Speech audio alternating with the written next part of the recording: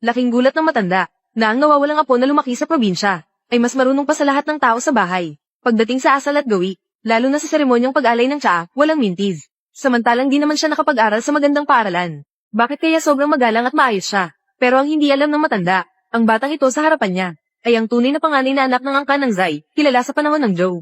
Mula pagkabata, mataas ang inaasahan sa kanya. Mula sa musika, sining, pagsusulat, hanggang diskarte, kabisado niya lahat. Pero sa kanyang ika-18 na kaarawan, bigla siyang napadpad sa panibagong panahon. At naging totoong anak ng pamilya na matagal nang nawawala. Habang ang ina niya ay papalapit na sana para kumustahin siya. Ang peking anak na umagaw ng kanyang pagkatao sa loob ng 20 taon, ay biglang hinailang inapalayo. Ngunit parang walang nakikitang mali ang matanda. Sa mata niya, ang batang lumaki sa bundok, na halos di man lang nakapag-aral, ay kahihiyan lang sa pamilyanan. Kaya nga, agad niyang pinatawag ang yaya para humanap ng tutor, na magtuturo ng tamang asal, at nagutos na hanggat hindi natututo ng sapat ang bata, hindi siya pwedeng lumabas at mapahiya sila. Ang batang lalaking-laking layaw at ang peking anak, hindi talaga siya pinapansin, at hayagang tinatawanan at minamaliit, sa harap ng panlalait ng buong pamilya. Hindi man lang siya nagtangkang ipagtanggol ang sarili. Nang mapansin ng matanda ang pananahimik niya, agad siyang tinanong kung bakit, kapag may sinasabi ang matatanda, hindi dapat sumabat ang mas bata, sagot ni Sanling. Kung walang disiplina, magulo ang mundo. May punto si Lolo sa iniisip niya. Ang isang tunay na may pinagmulang pamilya, ay siguradong may disiplina at ayos. Ngayon lang ako nakakita ng batang may ganitong pananaw. Hindi tulad ng ibang pabaya at walang silbi. Maganda yan. Sabi ng dalaga, kahit papaano, apelyido pa rin niya ay Nan. Apo pa rin siya ng pamilyang Nan. Kahit hindi siya lumaki sa gabay ng lolo niya, hindi niya nakalimutan ng mga aral na nasa dugo na niya. Hindi inaasahan ang sinabi ng dalaga. Agad nitong nabago ang tingin ng matanda sa kanya. Pagkatapos ay nagsalita siya na parang tunay na ginang ng bahay, at inutusan ng katulong na magtimpla ng tsaa para sa kanya. Kahit ayaw ng katulong, napilit siyang sumunod dahil sa lakas ng presensya ng dalaga. Pero, ang ibang kamag-anak, iniisip na nagyayabang lang siya, at walang mudo. Para saan pa ang tsaa? Kakauwi lang ni Sanling sa bahay, para kilalanin ng pamilya. Dapat lang siyang mag-alay ng tsaa sa lolo niya. Ha, magaling, magaling. Ano pang hinihintay mo? Opo, sinunod ng dalaga ang tamang ritual ng pagkilala, at inalay ang tsaa sa matanda, at napahanga niya ito agad.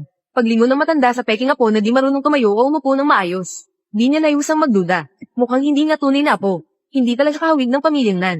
Ang kilos niya parang hamak lang na babae, at sa isang iglap, nakuha agad ng dalaga ang tiwala ng matanda. Lumabas agad ang babaeng may plano para mapahiya ang isa. Hinailan niya ang nanay at sinabi na si ate naghirap ng matagal sa labas. Sinabi niyang huwag na siyang alalahanin.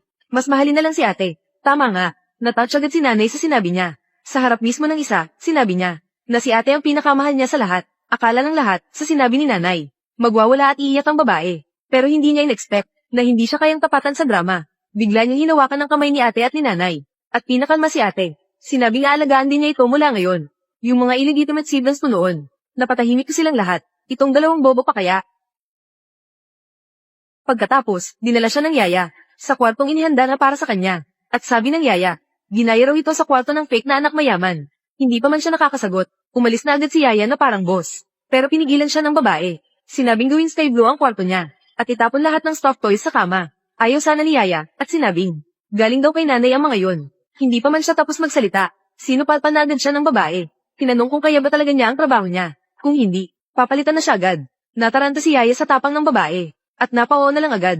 Ang namumuno pa rin sa pamilya Nan ngayon ay si matandang Ginoo. Nag-aaway ang mga anak para sa mana, parang gera na. Kahit komplikado ang sitwasyon, masyado pa rin mababa kumpara sa makapangyarihang pamilya Zai. Hindi mahirap kalabanin. Ang pinaka-importante, nabuhay ulit ako, at ako pa rin ang panganay na anak na babae. Napakabago pa ng mundong to sa akin. Kailangan ko talagang matuto ng marami. Nagbasa ng libro ang dalaga hanggang sa makatulog siya. Pero kinaumagahan, madaling araw pa lang.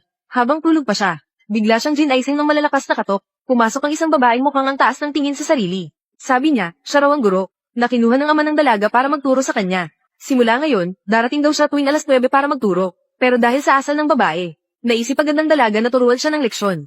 Anong itinuturo mo? Ako'y pinili mismo ni Mr. Nan. Tuturuan kitang maging formal at may disiplina. Kasi ang mga pamilya tulad ng Sanan, karaniwang may mga sosyal na event na dapat daluhan. Kapag wala kang alam, baka mapahiya pa ang pamilya Nan dahil sa'yo. Kaya pala para sa etiquette class. Akala ko naman makikipagbangayan ka. Anong klaseng tono yan? Kami sa alta sosyedad. Kung marunong ka lang sana ng tamang asal, dapat naghihintay ka sa ibaba, at pinapakiusapan ng katulong na tanungin muna ako. Sa huli, ako pa rin ang may-ari ng bahay na to. Si Mr. Nan ang nagsabi na pumunta ako. Sinabi ng tatay ko na turuan mo ako ng disiplina. Hindi para umasta kang mas mataas pa sa amin, Kung guro ka, magpakita ka ng asal ng isang guro. Wala kang kahit anong kaalaman sa basic na moralidad. Paano ka magtuturo ng tama? Ikaw, anong klaseng ugali yan? Sobrang yabang mo. Saan may patakarang pwedeng tutok-tutukan ng daliri ang kausap? Walang modo. Tanggal ka na. At mabilis na umabot ang balita kay Papa. Hindi man lang siya nag-imbestiga. Agad siyang naniwala sa kwento ng tutor. Sinisi niya ako na daw bastos ako at walang modo. Tipikal na lumaki sa probinsya. Walang kaalam-alam sa tamang asal. Pero hindi rin ako nagpatalo. Sinupalpal ko siya pabalik. Ano? Tanggal na nga siya sa trabaho. Pero sinasabi niyang siya raw ang umalis sa inis. Walang hiya, walang dangal bilang guro. Alam mo ba, ako ang nag-hire sa tutor na yan. Ngayon, hindi ka lang bastos sa guro, pati ako. Sariling ama mo. Wala ka ng respeto. Ang tutor na yan. Kulang sa moralidad at disiplina. Malaking kapalpakan. Pa, dapat mas maging mapanuri ka sa pagpili ng tao. Kung ganyang klaseng tao, pasado sa'yo. Kaya kalapalpak ang project ni Lolo sa kumpanya. Anong sinabi mo? Ngayon pati ako, tinuturuan mo. Abay, ikaw talaga. Namnanzan Ming. Ang lakas ng impluensya. Tay. Si Sang Ning ay hindi mapagsabihan. Wala siyang kaalam-alam sa mga patakaran. Tay. Ginagawa ko ito para sa ikabubuti ng pamilya ng Nan. Hindi dapat dahil sa isang walang modo. Naguro sa bahay. Nagkasala siya sa pagwawasto ng pag-aaral ng lolo. Nagkasama ng pamilyang Nam ng lolo. Hindi siya marunong magkaroon ng anyo. May dahilan ka pa ba? Papa, huwag mong pansinin ang sinabi ni Sang Ning. Siya, tama talaga ang iyong paningin. Kaya't hindi siya nagkakaroon ng mali. 2 proyekto. May oras ka pang umupo sa bahay. At sumigaw sa mga nakabataan. Mas mabuti pang maglaan ng oras. Sa mga bagay sa kumpanya. Kung hindi mo pa rin ito magawa, huwag akong sisihin. Hayaan mong ang pangalawa ang manguna. Tatay, huwag. Nagkamali ako. Lolo. Nababahala lang ang tatay. Na baka si ate ay mawalan ng mukha sa pagsasalo ng pamilya He. Sapagkat ang pamilyang He ay isa sa mga kilalang angkan sa Beijing. Tama ba? Sabi ni Dad siya ay tama. Mukhang hindi dadalo si Sang Ning sa salo-salo ng pamilya He. Ngunit bilang panganay na anak ng pamilya Nan, kung hindi ako dadalo, natatakot ako na ang labas ay mag-imbento ng mga chismis. Hindi dumadalo ang panganay na babae. Anong klaseng asal yan? Maghanap ka ng isa pa. Naguro na may kaalaman sa asal. Kaya mo bang ayusin ang ganitong maliit na bagay? Salamat, Sang Ning, dahil gusto mo talagang pumunta. Kaya't hayaan kitang mawalan ng mukha sa salo-salo ng mga He. Nakikita kong ang gawin ni Gen Nan ay mas mahilig sa konserbatibong pananamit. Kaya't espesyal kong pinili ito na damit para sa iyo. Ito. Mahilig sa konserbatibo. Noon, hindi ko lang talaga nasanay. Ang konserbatismo ay pagkaalipin at disiplina. Nakatakas na ako mula sa panahong iyon. Gusto kong isuot ang iyon.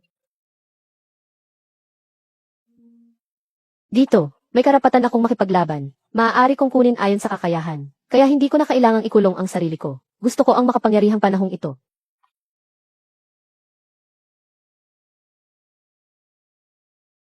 Ayan, Chen. Matagal na tayong di nagkita. Ito ang iyong bagong nahanap. Panganay na anak. Ito si Yan Chen. Nanay ng magiging asawa ni siya. Magandang araw, Yan Chen. Lumaki sa probinsya.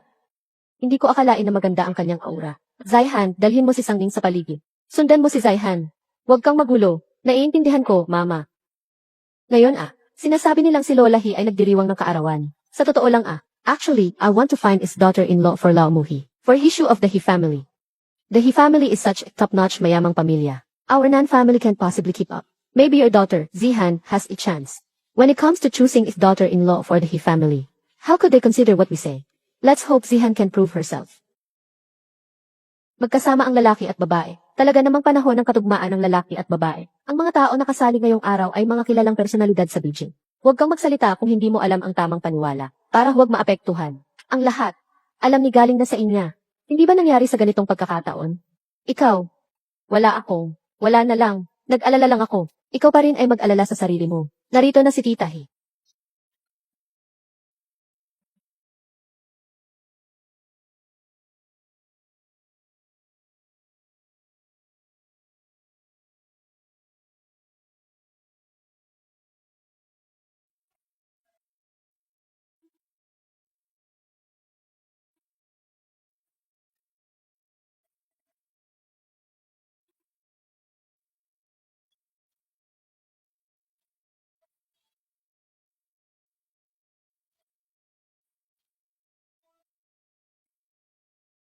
Pagkatapos makarating dito, kakailanganin mong makita ng totoo. Tao na may magandang asal.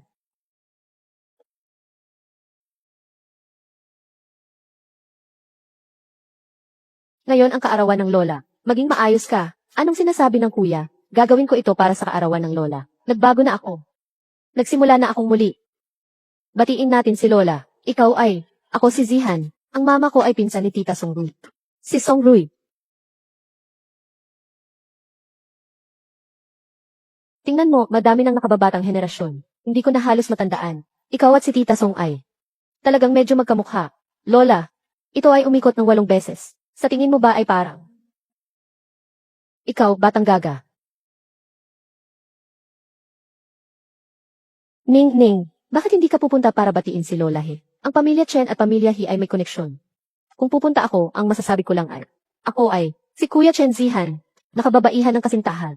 Nanay, dapat mong payagan si siya na pumunta. Para kapag sinabi ang relasyon, mas mababawasan ang mga liko-liko. Sige na.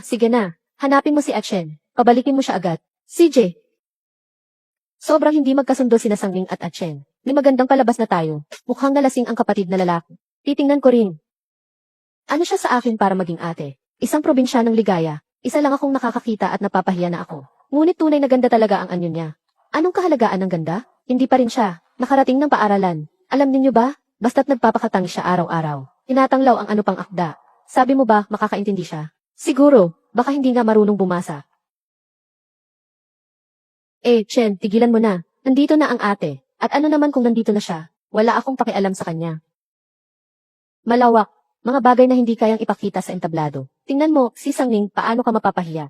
Sabihin mo ulit. Sinasabi ko na ikaw ay isang probinsyanong hindi kayang ipakita sa entablado. Maaari mo ba akong saktan? Paano mo kayang saktan si Achen? Si Achen, siya ay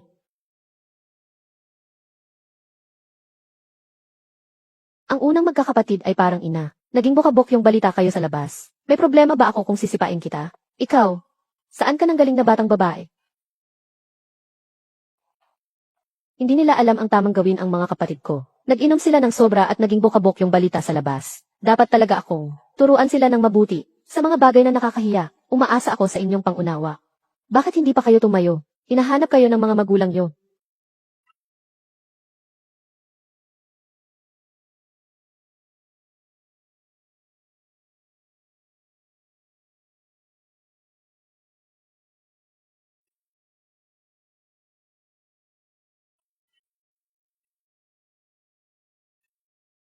Wow!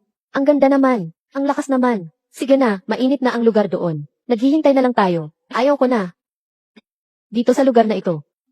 Mas masaya ito kaysa doon. Mama, yung siksi Sangling, nababaliw na siya. Nagmakaawa siya na saktan ako at si Achen sa harap ng lahat. Si siya ay sinaktan sa harap ng lahat. Kailangan tayong bigyan ng paliwanag ng pamilya Chen. Kami ang magtuturo ng leksyon kay Sangling. Mom, Dad, si Sangling ay sobrang bastos. Dapat siyang umalis sa lugar na ito. Baka, Sangling, totoo bang ikaw ito? Talagang wala kang galang. Alam mo ba kung anong sitwasyon ito? Nagsasaya ka lang, talagang pinagsadlak mo ang aming pamilya. Nawalan tayo ng dangal. Hindi ako ang nagpasadsad sa dangal ng pamilya. Anong nangyari? Paano? Aling-aling He. Si Sangling ay hindi maintindihan kanina. Nagkaroon ng ilang pang-aalsa. Ang ina kanina ay ang kapatid na lalaki at babae. Ay sobrang inom. Sinabi nilang may kasiraan sa pangalan ng pamilya ng South. Bilang unong anak na babae kay Nanchang. May responsibilidad akong magturo sa aking mga kapatid. Paano ka pa nakakapagtalo? Hindi ka pa ba sasamba kay Aling He? Aling He, ang aking anak na babae ay lang tanggap lamang mula sa probinsya. Wala siyang alam tungkol sa tamang pagsunod sa alamin. Salamat, Sangling. Kailangan mong agad na magpakatayo kay Yan He. Lumuhod ka at humingi ng tawad. Kung hindi, itatapon kita sa pamilyang Nan. Nga, ate. Bakit hindi ka pa lumuhod at humingi ng tawad? Talagang pinahiya mo ang pamilyang Nan ngayon. Mali ang manakit ng tao. Ngunit may mga tao rin namang walang galang. Sinabi ang mga salitang nakasasama sa reputasyon ng mga Nan. Nang una, ano ang nangyari kanina? Makakahanap ka ng isang tao sa paligid na makakapagsabi. CJ, tingnan natin kung sino ang makakapagsaksi para sa iyo. 8. Parang may isang tao na makakapagsaksi para sa iyo. Wala. Sandali lang, may makakapagsalita para sa akin. Sinasabi ng lahat na ang batang babae nagsi ay lumaki sa bukirin. Ngunit ang kanyang kalmadong asal sa panganib ay talagang humihigit sa lahat ng mga dalagang mula sa mga kilalang pamilya. Ate, mag-sorry ka na lang. Huwag mong hayaan na mahirapan ang mga magulang natin. Sabi ko, sandali lang. Tama na, Sangning. Ngayon, inuutusan kita. Kneel down ka agad. Humingi ka ng tawad kay Yan He.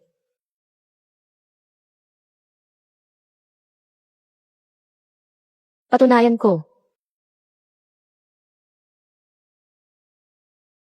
Katatapos lang ng paglalasing ni Nan Mochen.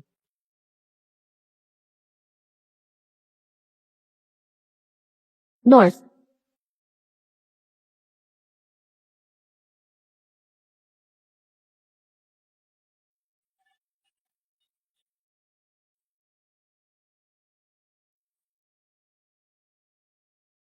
Hindi ka ba aalis? Saan ka pupunta?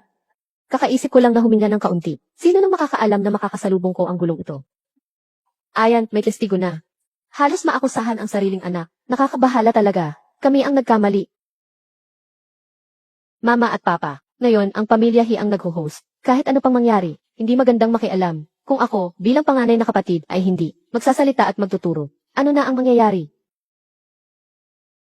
Talaga kang magaling na bata.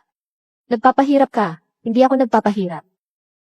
Salamat din kay Envy sa pagbibigay ng ebidensya para sa akin. Wala akong problema kasi lagi akong handa na tumulong. Magandang bata. Sa susunod na bidahan ng philanthropy, maganda ang bata. Umupo ka sa unahang hilera. Saktong makakilala ka ng ilang kaibigan. Salamat kay Saning kay Yan He. Dahil kay Kuya Zing ako nakaupo. Sa unahan. Bakit siya magpapahalaga kay Saning, isang probinsyano? Ano na karapatan niya? Ang pamilyang Nan ay palaging nagkakahinterop na lahat. Ikaw ay isang taga-probinsya. Bakit ka pwedeng makasit na kasama namin? Totoo kang nababawasan ng klase. Ikaw ay, kapatid, ang kabiyak ng may-ari ng Happy Life Media. Yan ang si Jandy Jun. And Miss Chan, siya ay kilala bilang isang mahinhin na dalaga. Kayang-kaya, at kung magkasalunga tayo. Sige na siksi Shining, magpapahinga ka na lang. Siyempre si King Miss Chan. Ang iyong sinasapatos na ito, ginto at mga butil ng ginto. Ang dating ginto ni Hanyunin na si Queen Joen. Ang dating ginto na iyong sinasabi, ito ay mula sa probinsya rin. Naririto rin akong nanonood ng balita. May malaking kilala ako sa kamay. Alam mo iyan, wala ring pagkakaiba. Sana lang hindi. Anong sinabi mo? Anong sinabi mo? Anong iniisip mo? Anong pinagdadaanan mo? Anak ka ba talaga? Dapat mong ilagay ang titin. Ang alituntuning galing sa pamilyang Chen. Hindi mo ba ito pwedeng ipagsuyo? Nannaning, magkano pa kaya ang tao na sisiraan mo para kay Nan? Magkano pa kaya ang tao na sisiraan mo para kay Nan? Ate, wag mong gawing hindi mo alam. Anong dahon ang sinasabi mo ng mabuti, anak? Iyon ang pinag-uusapan. Aling-aling He, ang gintong may mga hiyas na kamay ng reyna ng dinastyang Lanchao, ay regalo ng prinsipe ng Qi nang siya ay maging reyna. Sa loob nito ay inukit ang siyam na buntot na phoenix. Ito ay nangangahulugang ang phoenix ay lumilipad sa langit. Ngunit ang tunay na mahalaga dito, ay ang mga hiyas na nakasama sa labas. Hindi ito karaniwang perlas mula sa silangan, kundi mga perlas mula sa kanlurang rehiyo. Ang mga kamay ni Ijun, maliwanag na bato-bato ang mga soft pearl dito. Kung gusto mong ipakita ang iyong kaalaman, huwag mong sana ibangon ang iyong bibig upang mapahiwalay ang anak ng ama ng pamilya ng Zhan. Una, ang East Pearl at South Pearl. Hindi maaring matukoy sa direkta gamit ang mata. Ito ang pangalawa, noon pa sa panahon ng Haring Queen sa dinastyang Zhou. Ito ay inabutang na ng kanyang pinsan. Isang butil ng ginto. Sa kasalukuyan, ang timog na bansa ay napatalsik na ng ilang daang taon. Ang West Zhou ay hindi na nagbibigay ng ginto. Kaya, sa bawat butil ng ginto niya, lahat ay may iba't ibang antas ng kalidad. At sa kamay ni Zhan, lahat ng perlas ay pareho. Kaya tiyak na ito ay dekalidad. Yijun, huwag kang makinig sa kanyang mga kalokohan. Hindi naman siya nag-aral. Siguradong nagbabalak kayo lamang siya. Tama siya. May lumang libro sa aming tahanan na wala ng iba kasing ganito. Ang pangalan nito ay Misteri ng Timog Silangan. Sinusulat nito ang bahaging ito. Magandang bata, narito talaga ang alam mo. Dahil ako ay ang pinsan ng hari ng China. Ngunit kahit mayroon itong sinusulat, hindi mo maaring tingnan lang ng mata. Sabihin na ang aking pamana. Ay teke, kailangan ng konkretong ebidensya. Madali lang malaman. Sa dilim, ang timog na perlas ay maglalabas ng asul na liwanag. Samantalang ang silangang perlas ay naglalabas ng berde. Tunay lang natin kailangan patayin ang ilaw sa lobby. Subukan natin. Subukan natin. Sige akong susunod. Badyag. Pasukin ninyo ang lahat ng ilaw sa lobby.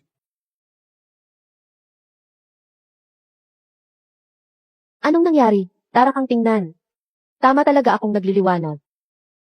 Paano kaya posibleng ganito? Paano maaaring paborito ang aking pati na rin ang aking alitan? Hindi mo kailangang magulila, ginhawa.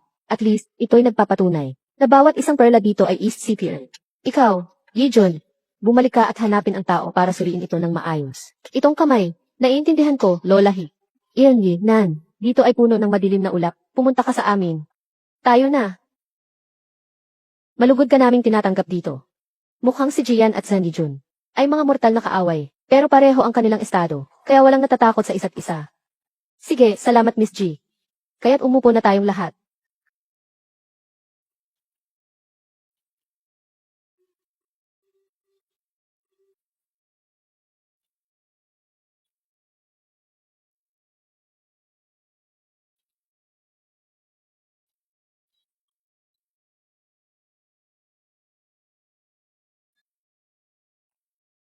Sobrang nakapangyarihan at mapang-abuso ito. Sobrang hayag ng kanilang mga gawain. Kahit ang mga nakatagpo ko noon, na mga mayayamang tao, sa mga dalaga, ay may konting paggalang pa, na ipinapakita sa harap. Bakit ka nandito?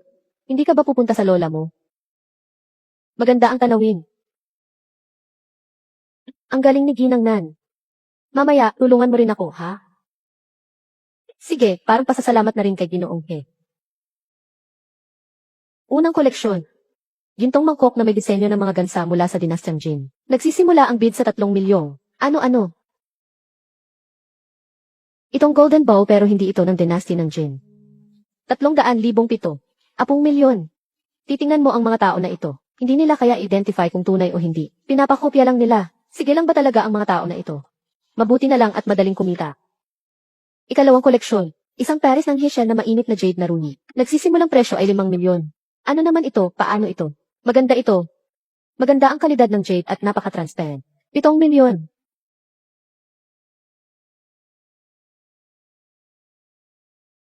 Congrats sa Gigi. Saan naman si Nang Nang? Pwede ba patunayan din ninyo ang huling anting-anting na ito?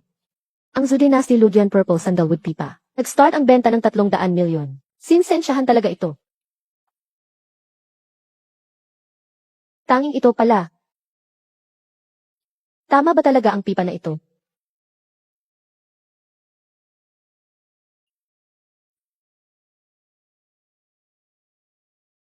Saan Gumians?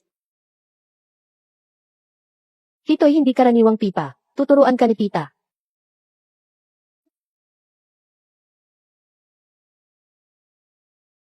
Hindi ko alam. Kailangan subukan muna para malaman. Sapat ka bang makapagpatuloy ng pipa na ito? Huwag matulog si Third Young Master He sa kanya. Mga taon na ang nakalipas bago siya nagsarili. Isang wild girl sa bundok. Hindi alam ang luthang pipa. Magandang bata. Talagang mahirap maglaro ng pipa. Lalo na't, ito pa ang isang hangin ng dinastang Zhu. Kung hindi mo alam kung tunay ito o hindi, huwag kang mag-alala. Kapatid, nandito ka sa regalo ng buhay ni Aling Nena, at nagpapakita kang walang pag-unawa at walang respeto. Mag-ingat kang bumalik. Maaaring talagang ipagwawakas ka ni Lolo na mula sa kanilang pamilya. Kung ganoon, ano pa? Sige lang. Isang babaeng galing sa probinsya. Baka masaya pa sa lupa. 80. Pwede ko bang subukan ang gitara? Bata. Ang gitara talaga ay mahirap paglaruan.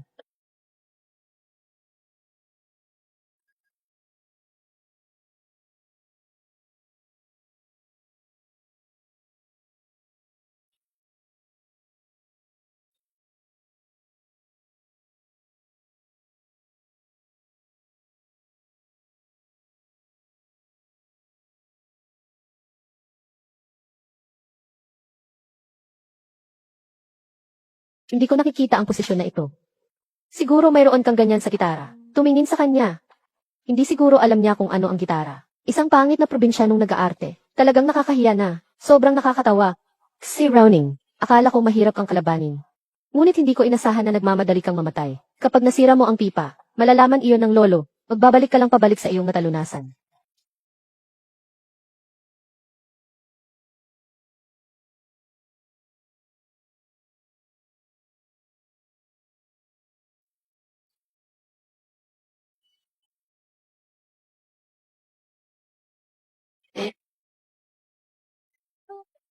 Ang akin niyang ibinigay ay tila ang korte na ng Timog na Dibisyon, na nawawala ng mga awit. Wulan. Ano? Isang batang babae mula sa probinsya. Paano kaya siya nakakaplay ng ganito? Isang nakalimutang awit. Paano ito posible? Ayan ang pipa na ito ay tunay. Ngunit pinalitan niya ang mga string. Ng yellow. Kung gumagamit ng sutla, mas maganda. Maaari kang mag-relax at kunan ito. Talagang maganda ang pagkakatama. Sinabi sa akin ng lolo ni Ayu noong siya ay buhay.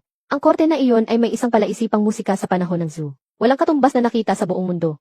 Malungkot lang na nawawala na ito simula noong unang panahon. Hindi ko inasahan na ngayon ko na lang ito pinapabuti. Magandang bata.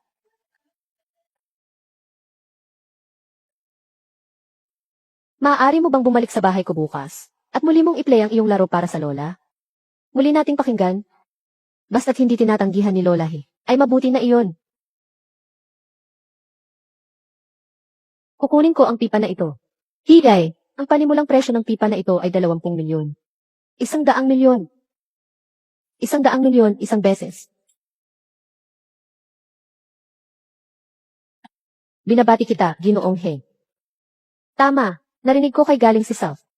Laging nakalikha sa bundok. Paano niya malalaman ang mga katangian ng mga antas? Narito rin ako sa bundok. Nag-akay kay isang mongha. Kadalasan kong ibinibigay sa kanya ang bigas at harina. Tinanggap niya akong maging disipo. Marami siyang itinuro sa akin. Mga ngaral. Kumalas na siya noong nakaraang taon. Hindi ko rin alam ang kanyang kinaroroonan. Talagang may mga tao sa bundok at bukirin na hindi karaniwang tao. Ang galing mo naman. Magbigay ka ng tulong para sa akin sandalitang. Sige, i-shoot mo ang koleksyon ko. Tama. Magdagdag tayo ng WeChat. WeChat. Wala kayong internet sa inyong bayan? Parang wala. Ay, tatulong ako. Ano? Buong araw. Ako'y iyang kaibigan sa iyong listahan. Magandang kaibigan. Sige, maging iyang kaibigan ni galing Miss Surien. Sige, maging iyang kaibigan ni galing Miss Surien. Nais kong magbigay ng payo kay Ginhawa. Ang mga taong may kapangyarihan sa kapangyarihan tulad ni Hishu, kahit na isang payo lamang mula sa kanya, maaaring magkasya ng 1,000 dolyar. Anong payo?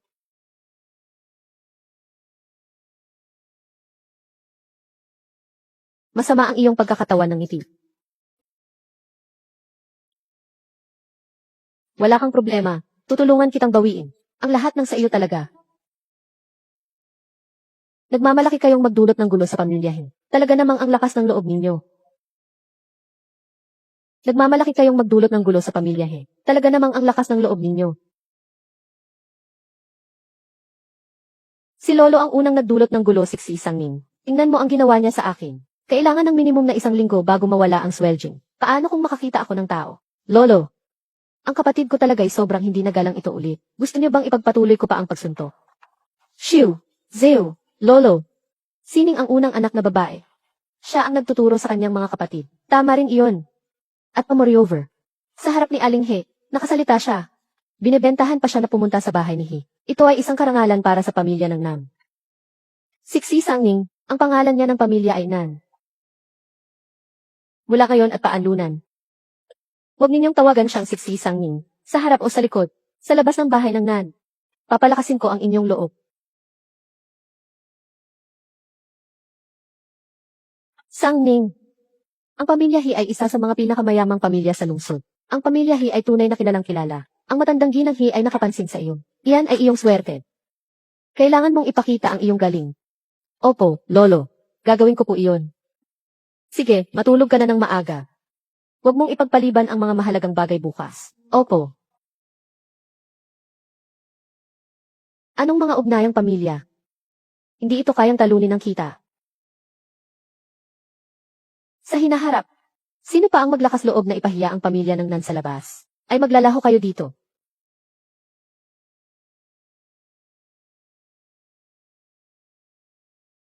Jan, gusto mo bang mamasyal bukas? Bukas, pagkatapos ng pagbisita sa pamilya ng He. May oras pa. CJ. Iyan Yi, Nan. Dito po, please. Naghihintay na sa iyo ang matandang ginang. Siya yan. Dito. Sheng. Mabuting bata, dumating ka na. Lola He.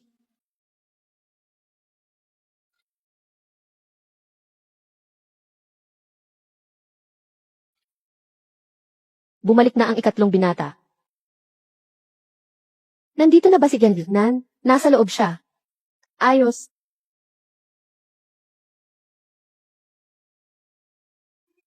Gawa.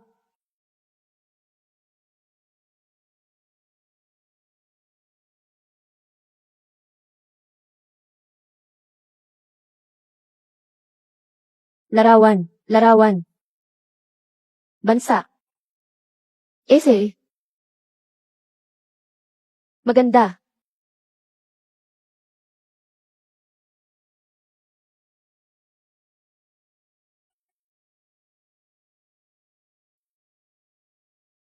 May gagawin ka mamaya, hindi ko naman pipilitin. Kapag may oras ka, sana palagi kang bumisita. Basta't hindi ka naiinis kay Lola He. Madalas akong bibisita. Makatutulong pa akong tumugtog ng itoong pipa. Kailangan mo talagang ipagpatuloy si Sangming. Ligtas na naihatid sa bahay.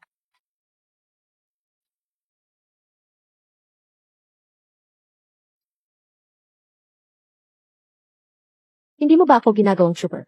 Si Ginoong He ay napakahusay. Saan ka makakakuha ng lakas ng loob na gawing trooper? Kung ito ang trooper ko sa bahay, agad ko siyang papatalsikin. Hindi mo ba ako niloloko? Paano mangyayari yon?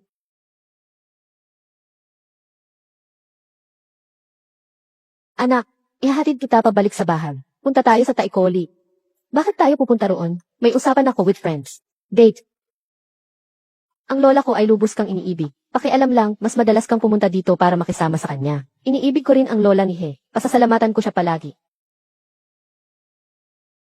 Magaling kang sumayaw ng pipa. Siya ay isang mapormong at masahol na binata. Pati sila ay marunong ng pumuri. Wala ni katiting na kita ang ibinibigay ng pamilyanan sa akin. Gusto lang nilang ipagsama ako sa pamilya He. Para makakuha ng kita para sa kanila. Baliw ang kanilang mga pangarap. Ngunit dapat ko ring isipin, paano ako makikinabang sa pamilyanan?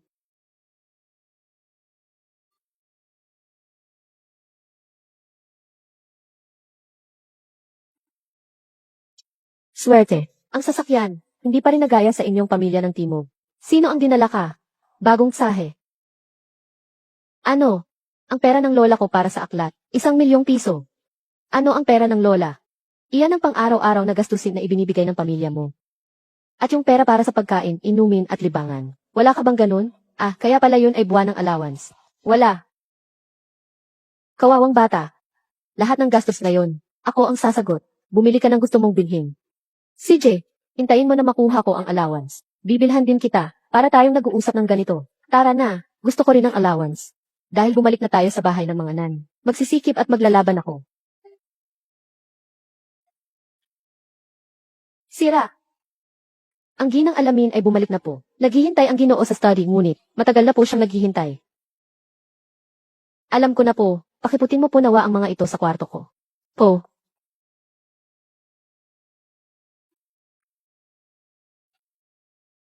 Bakit ang late mo nang bumalik? Isang babae ka pa naman. Anong klaseng asal yan?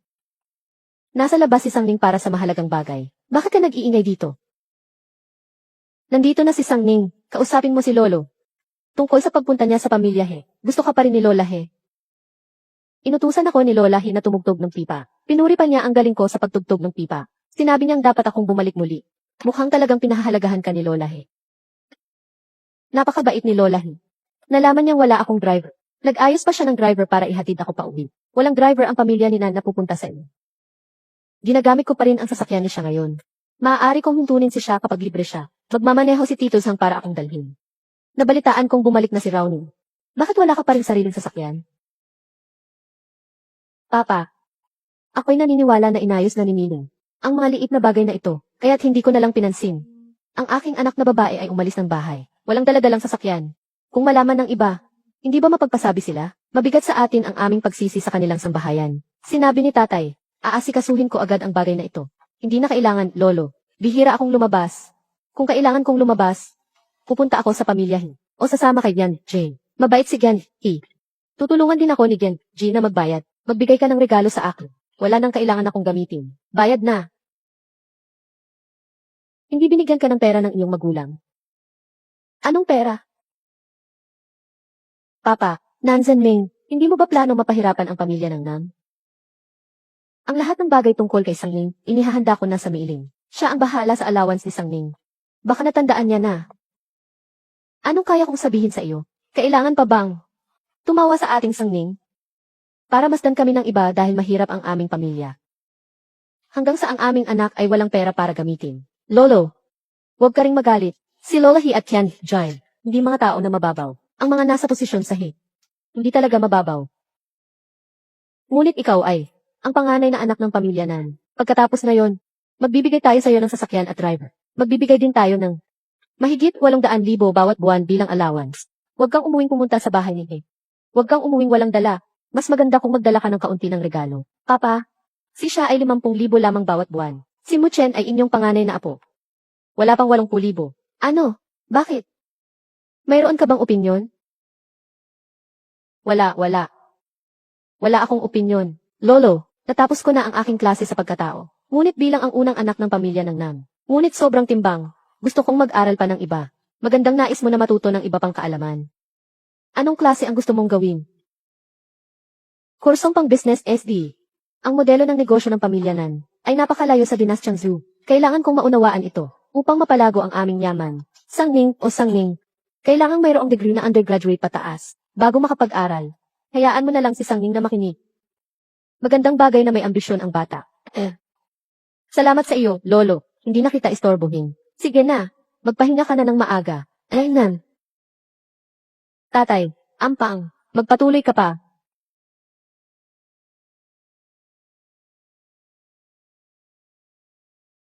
Nanning, huwag kang magmamarahas. Hindi kita iniisip na hindi ko alam. Nagpapakita kang mayaman sa harap ng lolo mo. Hindi ba ang layunin mo ay langit inom? Kung hindi mo gusto, ikaw rin ang pwedeng humingi. Hindi kita katulad ng walang hiya. Ikaw ang paborito. Nakakatapos na magtago sa bahay ni Saf. Nagising ko kaya naging walang hiya ka na. Ang nanay at tatay ko ay mahalaga ako. Anak ni Nan. Akala mo ba mapapanalunan mo ang pagmamahal ko? Nan siya. Dapat mong maunawaan. Ang kaunting pagmamahal na tinatamasa mo ngayon, hindi mo ito nakuha sa pakikipaglaban, kundi dahil sa wala akong pakialam at ibinigay ko ito sa iyo. Kung ako sa iyo, dapat kang maging maayos at tahimik, at hindi maghahasik ng kalokohan sa lahat ng dako. Ikaw na babae, sisiguraduhin kong mapapalayas kita sa pamilya Nam.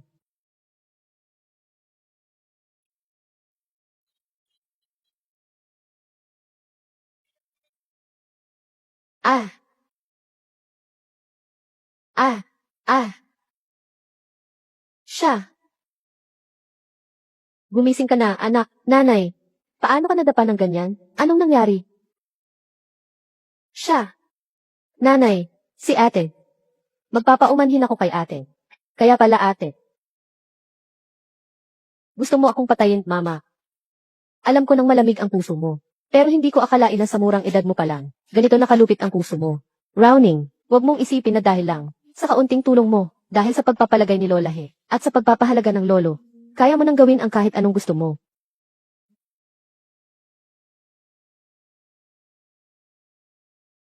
Ikaw ang panganay na anak na babae, ang kinatawan ng dangal at reputasyon ng pamilya. Pero ganoon ka kasama ang iyong mga ginagawa. Tinulak mo ang iyong kapatid sa isang pond. Paano ko naging anak ang isang tulad mo? Maglupasay ka rito sa akin ngayon.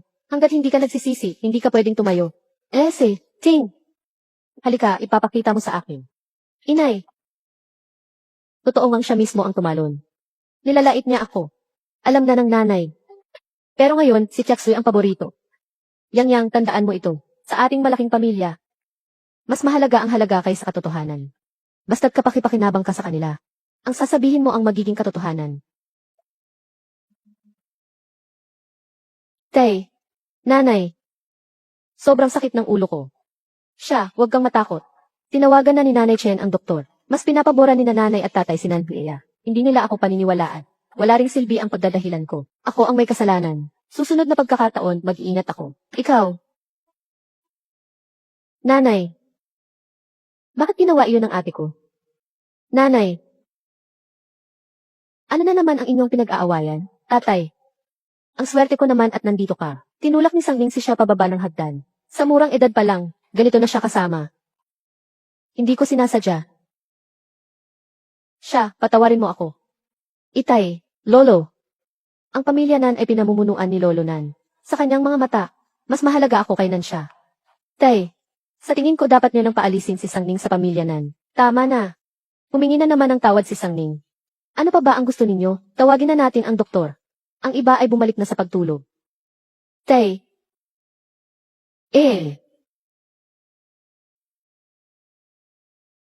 Tay. Nay. Dapat ninyo akong pagtanggol. Sabi ni Lolo. Si Sangling. Nagsorry siya. Ang tanga-tanga naman ni Nansha. Ito ay, bakit kaya nag-text si Hishu sa akin? Ito ay, bakit kaya nag-text si Hishu sa akin? Yung hinihingi ng lola ni Hishu na musical score noong nakaraan, kaya mo bang sulatan bukas? Kaya mo bang sulatan? Wala akong oras, Hesu. Hesu, ano kaya kung Sabado? Ihahatid mo sa bahay ni na Hesu. Mali. Kinakampihan ako ni Lolo dahil sa pamilya Hesu, kaya niya ako pinahahalagahan. Gagamitin ko ang pamilya Hesu para makatayo ng matatag sa pamilya nan. Okay, ako na mismo ang maghahatid. Siya, ang ate mo ay nasa handaan bukas.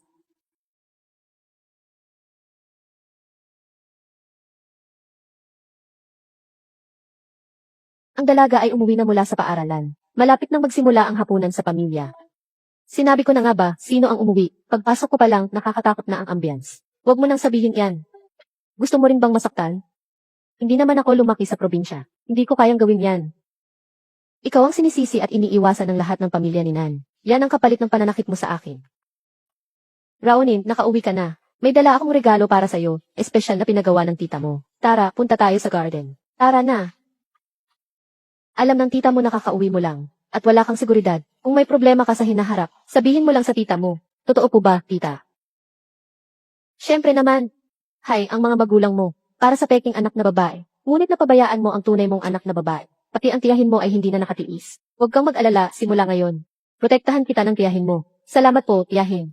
Madaling lokohin ang mga taga-probinsya. Narinig ko. Bumisita ka pa rin sa pamilya ni He.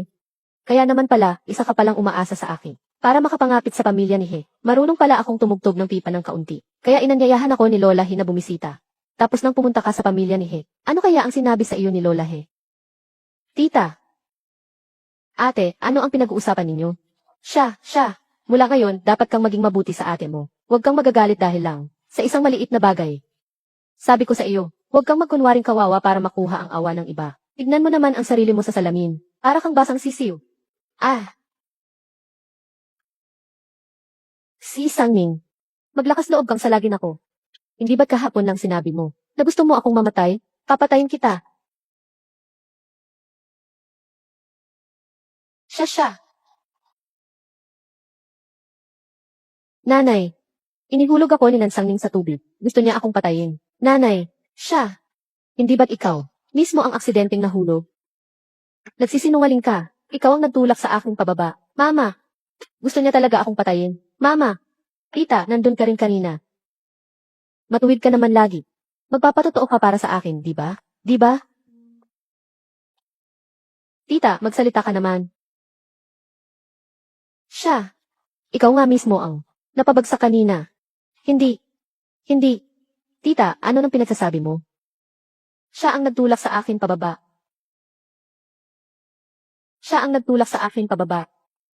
Kahapon ko lang, ngayon ko lang aksidente. Tinulak ka pababa ng hagdan. Sobrang nadismaya sa akin sina mama at papa. Kahit na ikaw ang nasaktan, hindi ko kayang gumawa ng krimen ng hayagan. Hindi. Mama, hindi mo rin ako pinaniwalaan. O siya. Sinabi na nga ni tita eh. Nagkamali ka lang. Hindi. Siya talaga ang may gawa. O siya. Anong palabas na naman ito? Tay, nahulog si siya sa isang pulang tubig. Ang kulit-kulit mo naman. Ang lakad mo nga hindi maayos. Ang hilig mo namang maglaro ng tubig. Papadala ko na kay Manang Chen ng isang swimming suit. Hay naku, ihahatid na kita pa uwi para makapagpalit ka ng damit. Baka mamaya, sipunin ka pa. Wala ka bang gustong sabihin sa akin? Ano ba iyon? Nansangning, medyo marunong ka palang kumilos. Pero dapat alam mo ang iyong mga limitasyon. Kung malalaman ng mga magulang mo, na ikaw ang nagtulak kay siya sa pond. Sa tingin mo, papalayasin ka ba nila? Tita, pakisuyo, wag mo nang sabihin. Depende yan sa kung ano ang magagawa mo para sa akin. Basta't matutulungan mo akong itago ang sikreto. Gagawin ko ang lahat. Sino pa ang nakita mo sa pamilya, He? May narinig ka bang anumang salita?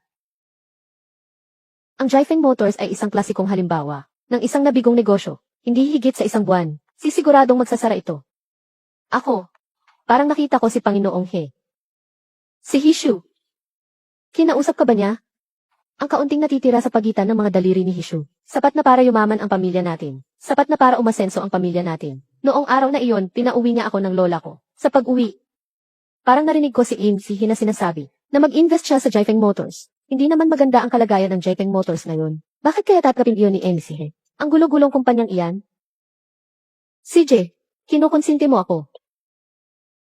Paano ko naman po kayang kukonsintihin ang tita ko? Tita, kung hindi ninyo po ako pinaniniwalaan, pwede po ninyong tanungin si Amy Kihi. Wala naman po kayong lakas ng loob para gawin yun. Sa susunod po, kung may balita sa pamilya Nan at He, sabihin ninyo po sa akin ang buong katotohanan. Tita, ang mga nangyayari sa pamilya He, hindi ko nga magawang magsalita ng kung ano-ano. Paano? Iyan lang na maliit na balita. Nais mo nang maging pantay na tayo. Sasabihin ko sa iyo, Nan Sanging, hawak ko ang iyong mga katibayan ng iyong mga kasamaan. Kung hindi mo susundin ang aking mga utos, sasabihin ko agad sa mga magulang mo, at paalisin kita. Naiintindihan mo ba? Opo. Mabuti naman. Mapanganib nga naman ang makipag-alyansa sa tigre. Pero sino ba talaga? Ang tigre? Magandang araw po, binibining Nan. Dinalhan ko po ang mga nota. Nasaan po si Lola He? Nasa ikalawang palapag po siya. Pumasok po kayo.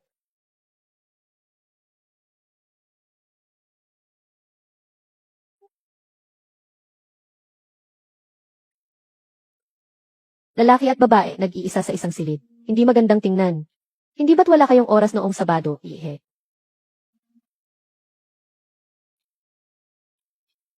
Bigla na lang akong naging libre. Hindi ba pwede? Manyakis, ano ang sinasabi mo? Dumating na si Sangning. Sakto namang tanghalian, na ang luto. Kumain na tayo. Magbihis ka ng maayos. Ano na ang itsura mo ngayon?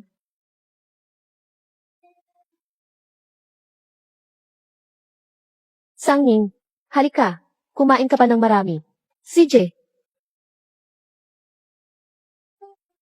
sa susunod, magsabi ka muna ng maaga.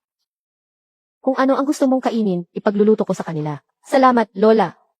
Kukuhanan kita ni Aoyo ng hipon. Hindi na po. Binibiningnan, mayroon po ba kayong oras sa Sabado ng susunod na linggo? Kailangan ko po ng isang eksperto sa pagpapahalaga ng mga antigo. Samahan ninyo po ako sa isang auction. Kung gusto ninyo, may bayad ako sa'yo. May bayad, pero mahirap kay Lola hinahingian. Dapat humingi ka ng mas malaki. Hindi naman kulang sa pera ang batang yan. CJ, may oras ako. Sige, susunduin kita sa susunod na weekend. Kain ng kain. Pumunta na naman kayong pamilya He. Halina't maupo kayo. Kumain kayo ng prutas. Nasaan si Nan Sangning? Lumabas ka dyan. Hoy, nasaan si Nan Sangning? Lumabas ka. Anong kaguluhan ito? Ikaw na probinsyano, naglakas loob kang lokohin ako.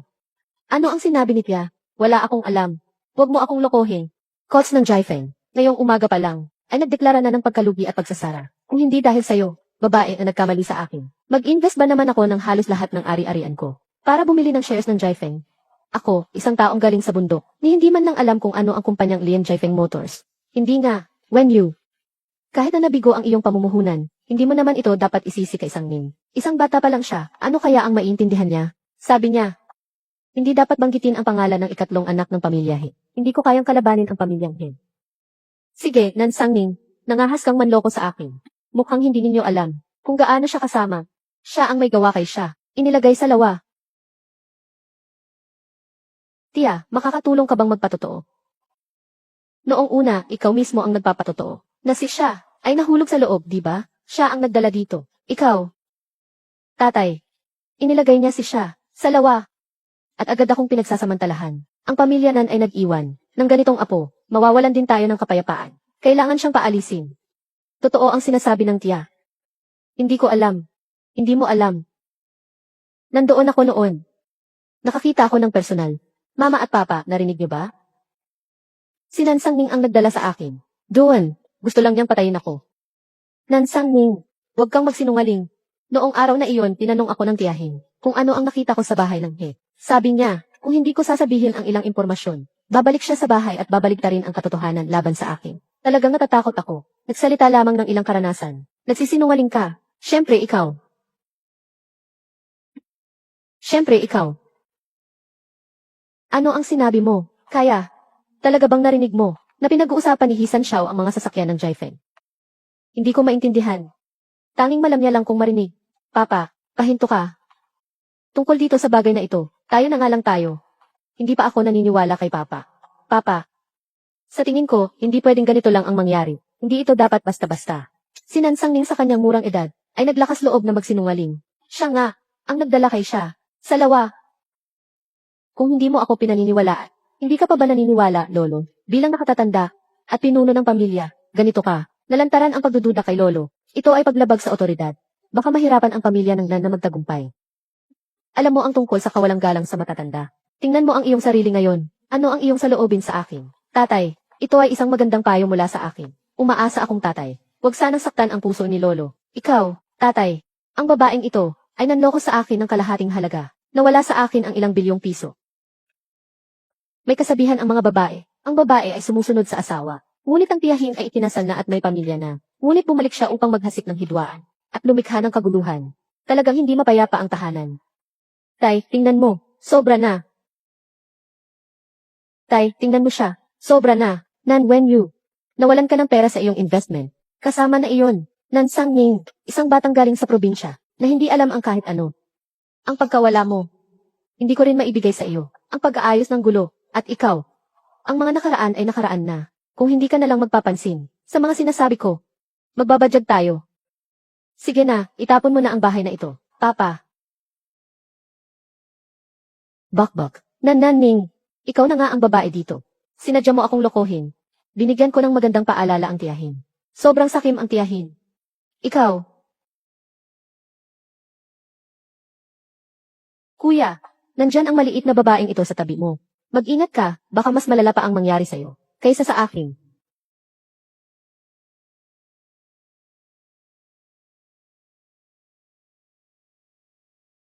Para kayang tao tulad ng Dan Wenyu, isang masarap na tao. Kailangan mo muna mag-act first. Kung hindi, maaaring maging isa siyang aso sa kanyang kamay. Ang mga batas, sana ay para lamang sa mga malakihin, ang may kakayahang mag-atake ngayon, at ang mahina, ay lamang sumusunod sa mga alituntunin. Alam mo na yan? Alam ko na. Alamin mo. Kung hindi mo kayang baguhin ang mga alituntunin, mag-maximize ka ngayon, gumagamit ng mga alituntunin para sa sariling kapakinabangan. Tama. Sang Ning. Nandito siya para humingi ng sa akin. Sang Ning. Tatay, hinahanap mo ako. Nandito ako para magtanong sa iyo. Totoo ba ang sinabi ng tiyahin mo? Ikaw ba ang nagdala kay siya? Salawa, hindi ba? Bakit hindi mo makita, tatay? Na ang tiya ay may balak na maghiganti. Ngunit, sabi rin ni siya na ikaw ang nagdala. Kung ako ang nagdala, bakit hindi ko ito aminin? Kahapon din ako, ang nagtulak kay siya pababa ng hagdan. Hindi ko rin tinakasan ang responsibilidad. Hindi ba't ganun? Sige, tanungin kita. Sinasadya mong akitin. Ang tiyahin mo, nawalan ng ilang bilyon, di ba? Ano ang iyong paliwanag? Nawalan ng kalahating ari-arian ang tiyahin. Tay, hindi ka ba masaya? Ikaw, ano bang sinasabi mo? Dapat ay malinaw sa tatay. Kampi ang tiyahin at ang tiyuhin. Lahat sila ay nag-iisip tungkol sa ari-arian ng pamilya ng Nan. Kahit na ang tatay ay may titulo bilang panganay, hindi matitiyak na hindi siya. Mahihila pababa ng mga ito. Isang simpleng dalaga mula sa bukirin. Paano niya maunawaan ang mga lihim na tunggalian ng malaking pamilya? Ang tiyahin ay tumutulong sa tiyuhin sa trabaho. Dahil nag-invest ang tiyahin sa Jifeng Motors. Iyak na nag-invest din si Tito San. Nang magalit ako. Dapat ay naging mas magaan na ang pakiramdam ni Dad. Ikaw, bata ka. Ano bang alam mo? Mayroon pa bang naisabihin si Dad? Ako.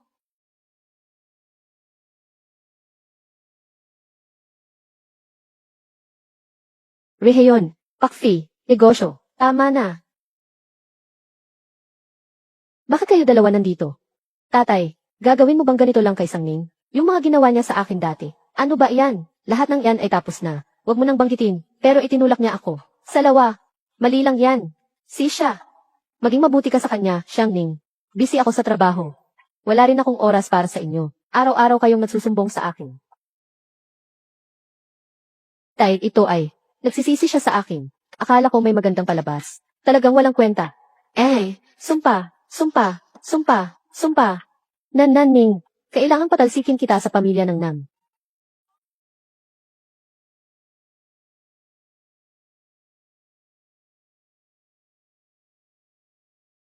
Hindi pa kayang malaman ng mga tao sa pamilya ng Nam. Mayroon akong ugnayan kay Issue. Kundi, siguradong pipilitin nilang kumuha ng benepisyuhan mula sa pamilya ni He. Darating ako para ihatid ka. Kahit maari, mas magiging makakap para sa sariling kapakinabangan.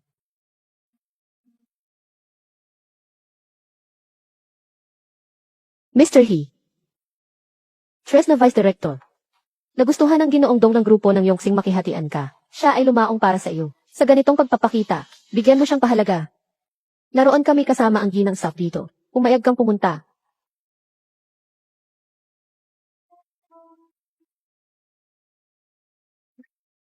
Sa ganitong pagkakataon, ito marahil ang unang beses na magkita tayo. Ano ang ibig sabihin ni Miss Ling? Gusto ko lang sanang ipaalam sa iyo. Ako ay mula sa pamilyang He. Ako ang napili na magiging fiance ni Ayu. Hinahanap ako ni Ginoong He. Nais lang niyang matulungan ako sa pag-verify ng mga yaman. Basta ako ay tumatanggap lamang ng bayad para sa aking serbisyo. Sa mga ganitong bagay mo, pwede kang mandaya ng mga lalaki, kung hindi dahil kay Ayu. Ang pinakamababang antas sa pamilya nan, mga bagong yaman, maaabot din dito. Bakit ako hinahanap ni Ian Lin? Ano ang dahilan? Gusto ko sanang sabihin sa'yo. Maging mahinahon ka, tungkol sa mga isipin mong hindi dapat. Hindi tayo magkaparehong antas. Tama nga. Si Ginoong He at Binibining Lin ay magkapareho ng katayuan. Kahit ngayon ay magugustuhan ka na naman. Ito pa rin ay ipagpapatuloy ko ang kasal kay Ginhawa. Alam mo na lang iyon. Pero bakit si Ginhawa na maaaring maging unang asawa? Bakit siya? Nakikita pa rin hindi wasto. Anong sinasabi mo?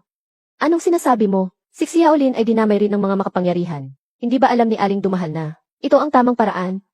Kung may kakayahang talaga siyang gawin, sana'y magiging masaya siyang makipagpakasalan sa iyo para buong buhay. Kung wala naman siyang kakayahang gawin, sana'y manatiling mabuti at magbigay daan. Huwag mo akong dinidinig. Anong sinasabi mo? Isang maayos na asawa ay malikhain para makamit ang kapayapaan sa bahay. Kung hindi, tulad mo kasing masama ang loob at magbabawal pa sa ibang babae. Walang magandang dulot. Ikaw, ang payo na ito, pakisindihin mo sa loob ng puso ni Galing Miss Lin. Huwag ninyong gawin pa ang ganitong kahihiyan. Sa susunod, ang pangako ng langit, saan ito galing, ang nalabi mula sa panahong nakaraan. Ayu, anong uri ng appraiser ang hinahanap mo? Wala namang alam, basta nakakapagsalita ng walang kabuluhan. Saan ako nakakapagsalita ng walang kabuluhan? Ayu. Ang aking mga bagay, hindi ito pakialam ng iba. Sabi mo ako ay ibang tao. Si Miss Nan ay bisita ni Hisan. Maging magalang ka sa kanya. Tara na, Miss Nan, punta tayo sa auction. Sabi mo, bakit ka nakasagupa ng iba? Bakit mo pa kailangang pasukin si Hisan? At si Nansang Ningrin, huwag mong isipin na, mabait at masunurin siya, malakas siya, sobra. Noong nakaraang kaarawan ni Lolang He. 2 kamao lang niya, napaiyak ang kanyang mga kapatid, hindi ka makabangon. Sino ba talaga ang kasama mo? Sino ba talaga ang kasama mo? Sige, sabihin mo, sina Nansang Ning at Hishu, nag-away. Sa tingin mo, sino ang mananalo? Mamatay ka muna. Salamat sa iyo sa mga nangyari ngayon. Yung bayad ay naipadala na sa iyong account. Salamat, Ginoong He. Ngunit curious ako. Ang mga monghe sa bundok ay nagtuturo pa ng moralidad sa kababaihan. Sa katunayan, ang nanpamilya ay ang mga pamantayan ng pag-ugali. Ang mga babae ay dapat maging mahinahon at marunong. Sa pag-aasawa, sumunod sa asawa. Dapat ding maging mapagbigay at mabait. Ginoong He, narito ang susi ng inyong sasakyan. Sasamahan kita. Hindi na, magta-taxi na lang ako pauwi. Hindi ko maintindihan ang mga tao. Sadyang hindi ako gustong magdulot ng di kailangang problema. Babaeng ito'y takot sa pamilyang Nam. Bumabanta sila na kunin mula sa akin ang kanilang kinakailangan. Magandang pakikipagtulungan. Magandang pakikipagtulungan. Talaga't natutunan ko rin ang pagpapahamal, pero hindi pa ako nakapagkamay sa isang lalaki. Pamamaraan ng pakikipagkamay, hindi saklaw ng kababaihan.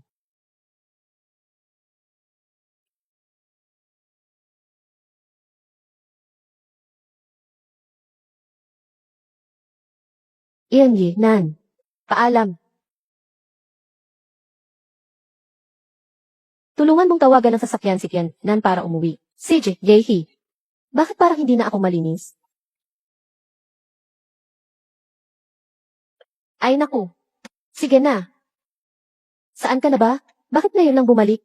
Kumunta ako sa kaklase para mag-aral. Oh, CJ, biyaya. Huwag ka ring masyadong mapagod. Ang iyong lolo, wala namang inaasahan na ikaw ang mga siwa sa kumpanya. Siyempre, ako ay isang babae. Gusto lang makakita ng mas marami. Hindi ko gustong mapahiya ang pamilya. Magandang balita. Gitna. Nga. Sa Nansang Ning, mamahalin ka. Pag-iisahan ang kasal. Tama. Isasalain ni Nansang Ning. Hindi ba kaya iyon? Kayang ilipat kay Saf. Kaya naging matagumpay ang proyekto ni Lolo ngayon. Dahil sa tulong ng pamilya ni Chen sa pakikipag-ugnayan. Pero patuloy kang masintahin ni Papa at si Sha. Sinabi ng pamilya ni Chen, mayroong napakagandang proyekto para sa pag-auction. Ito ay mula sa pamilya Du. Bumalik na si Sang Ning. Paalam, mayroon akong dapat sabihin sa iyo. Lolo.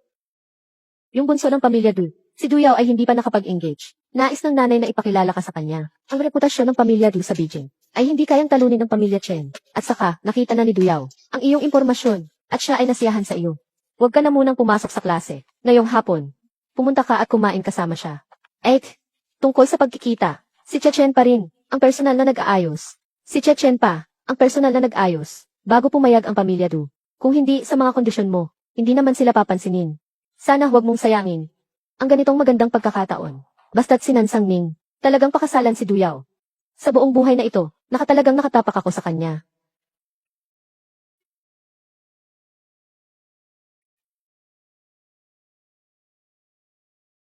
ECU, may oras ka bukas.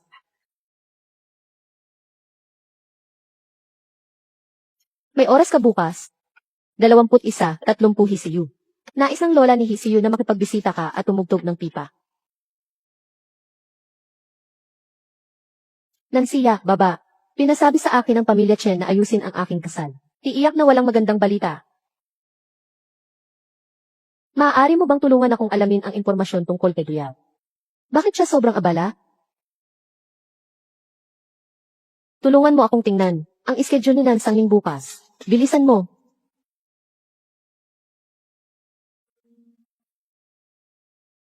Ginang Nan. Kamusta? Big, tawag ko sa akin si Du Yao. Kumusta ka? Wala. Actually, sa simula ay hindi ko plano ang lumabas at makita kita. Bumalik ka mula sa probinsya. Hindi ka naman nakakita ng maraming bagay. Samantalang ako ay nag-aral sa ibang bansa mula pagkabata. Talagang hindi tayo magkaparehong tao. Ngunit, sa unang pagkikita na ito, sa tingin ko si Nan, ay talagang bagay na bagay sa akin. Ganito, pagbalik ko, ipapagawa ko sa pamilya ko ang petsa ng kasal. Ngayong gabi, dadalahin kita sa dagat. Para makilala ang mga kaibigan ko. Jin and Du, hindi pa ako sumasang-ayon sa kasal.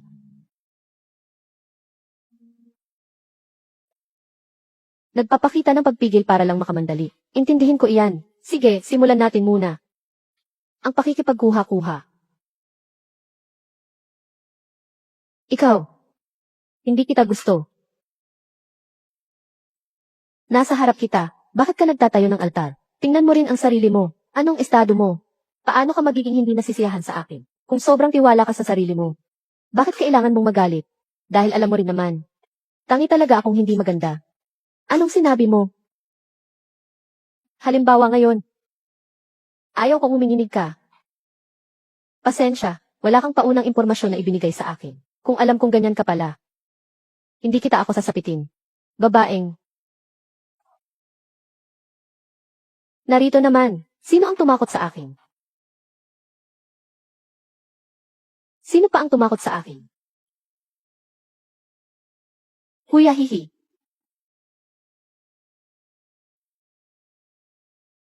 Ang aking mata. Magandang pagkakataon ni Presidente He. Mabuti kang handa. Salamat sa papuri, Ginoong He. Pwede na bang ilagay ito? Natatakot akong sapukin mo ako. Ginoong He. Ito, ano ang gagawin dito? Sobrang maingay. Ihagis siya palabas. Salamat sa tulong, Ginoong He. Uuna na ako.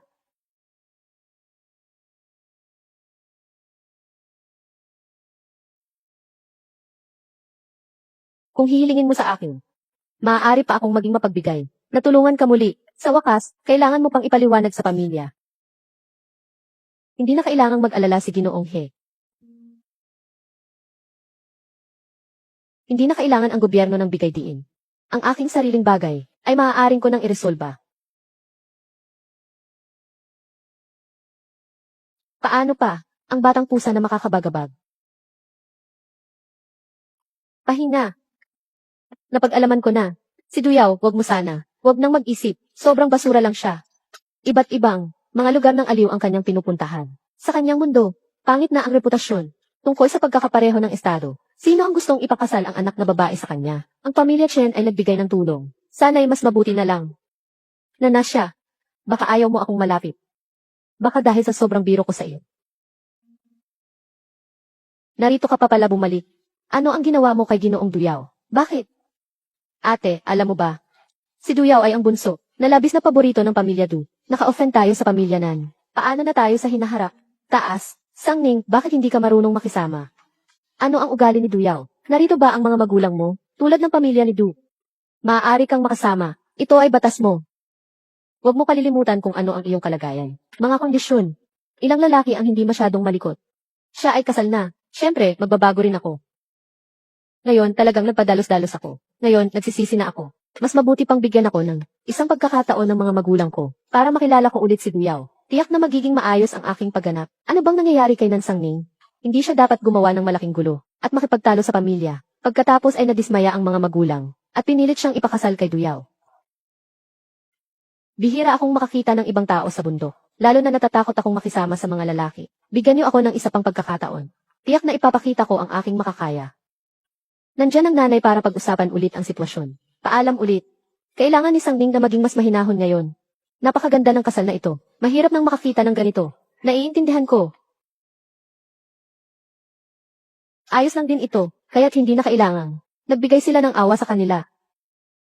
Sinabi ni Duyaw na handa siya. Nabigyan ka ng isa pang pagkakataon. Ito ang address ng hotel.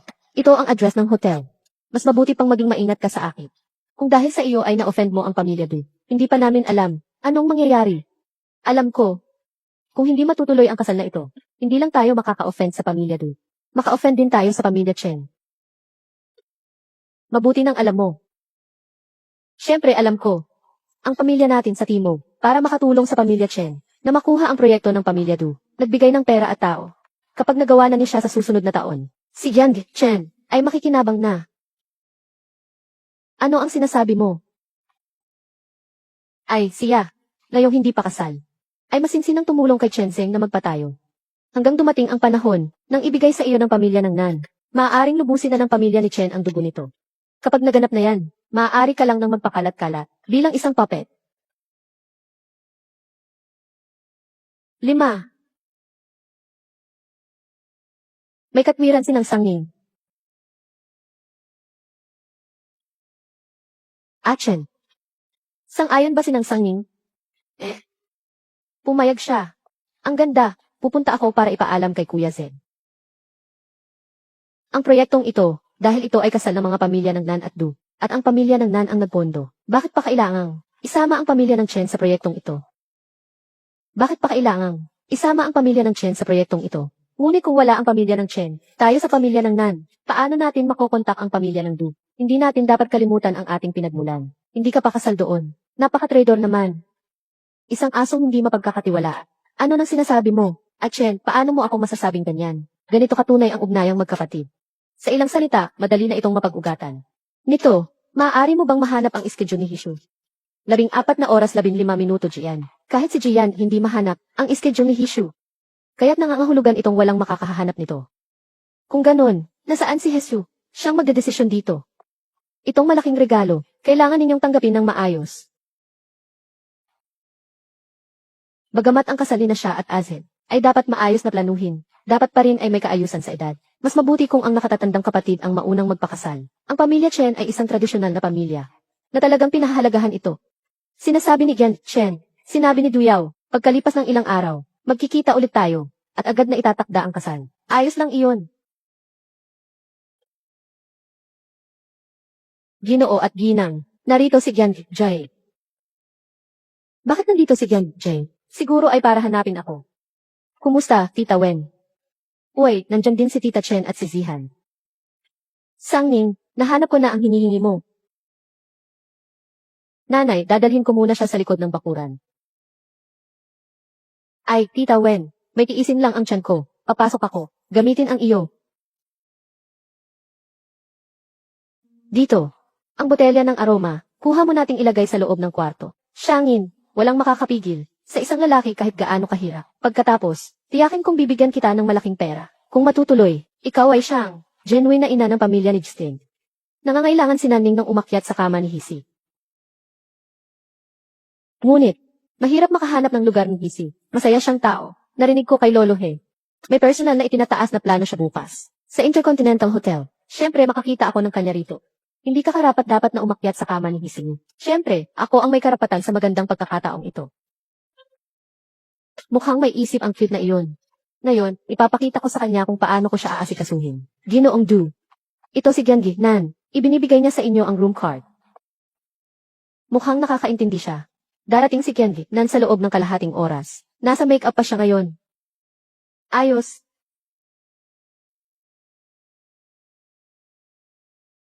Itong batang ito, ang suot niya. Mukhang determinado siya. May 500,000 sa card na ito. Salamat, Gyangi, Nan. Uminom ng marami si Ginoong He sa kasiyahan. Pumunta na ako sa kwarto. Pupunta ako para kunin ang room card ni Nan. Mabilis ka, nandyan lang ako naghihintay sa'yo. CJ.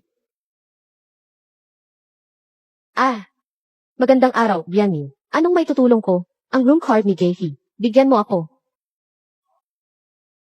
Ano ang sinabi ninyo? Hindi ko maintindihan. Mayroon akong 2 milyon dito. Hindi ba ito hindi wasto? Anong hindi wasto dito? Ang tungkol sa taong ito ay hindi mahalaga. Mahalaga ang kayong may tuturing na magbibigay sa iyo ng ilang kabuti. Sige na nga. Dito. Sa pagmula ng araw, ako na ang pangatlong ina ni EJ. Zidengi. Anong nangyari at parang nagmamadali? Kakarating ko lang ng balita. Para humingi ng tawad ang pamilya Nan sa pamilya Du, ay inorganisa ang pagkikita ni Miss Nan at Duyao sa Intercontinental Hotel. Nandyan na si Miss Nan. Ano? Agad mo akong bigyan ng impormasyon kung aling kwarto.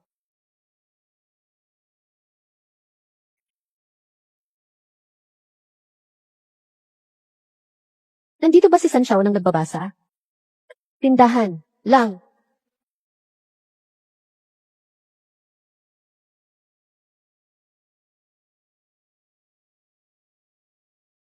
Masigla ang babae na si Sangning sa paggamit ng mga alahas.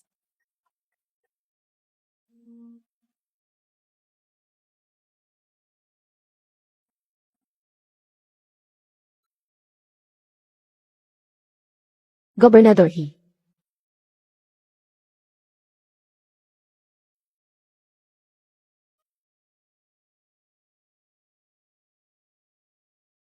Gobernador He. Sumunod ka. Bakit ka ngayon ay ganito kadalas? Siguradong si Jan ay talagang hindi nais na umalis hanggang ngayon. Aba, talaga namang matipid ka. Sino ang matipid? Ano ang alam mo? Ikaw mismo ang nag-uusap para sa iba. Sabi na nga ng iba, ayaw mo naman. Sige na, sige na. Natapos na ang pagsusuri sa alak. Lahat ay malayang magtasa. Makinig kay Hisan Xiao. Lumapit ka. Tingnan mo ang ekspresyon ni Zandy Jun kanina. Ikaw pa rin ang dahilan.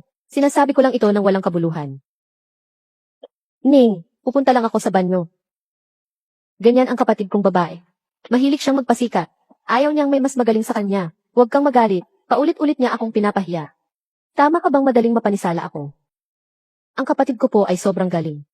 Mag-ingat sa kanyang pagpapaaway sa iyo. Huwag nating isipin ang ganito. Naiinip ako sa kanya. Naiinip ako sa kanya.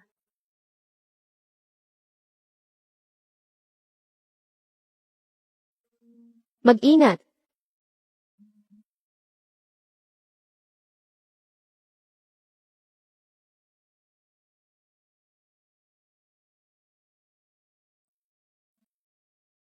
Hisi. Ayos lang ba? Punta muna tayo sa resting room. Bilisan. Paano ka nasugatan? Hindi ko alam. Ayos na. Nakaligtaang makapag-ingat ako.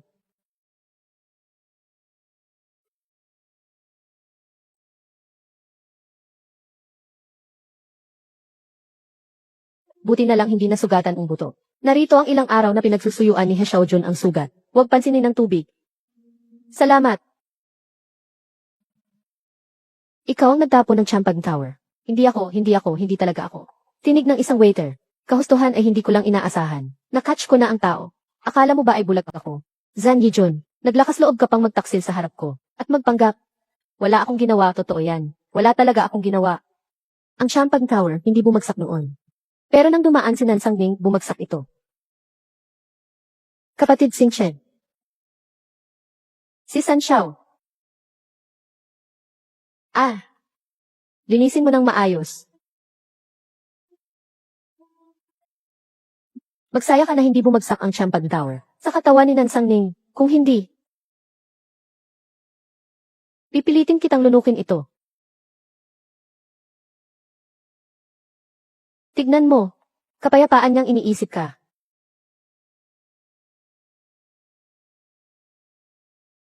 Magpatuloy kang kumulekta. Ang tansan ay huwag mag-iwan. Huwag mong iwan ang anumang tansan.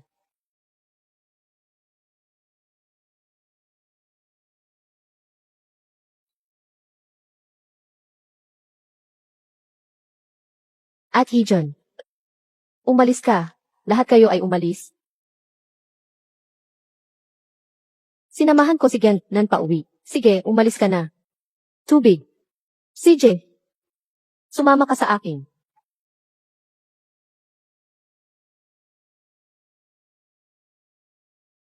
Ngayon, salamat sa pagtulong sa akin. Isang salita lang ang pasalamat mo. Sabay na magsalita. Ano ang dapat gawin? Yakapin ang pasasalamat. Nansang Ning, naiintindihan mo ba ang mga patakaran?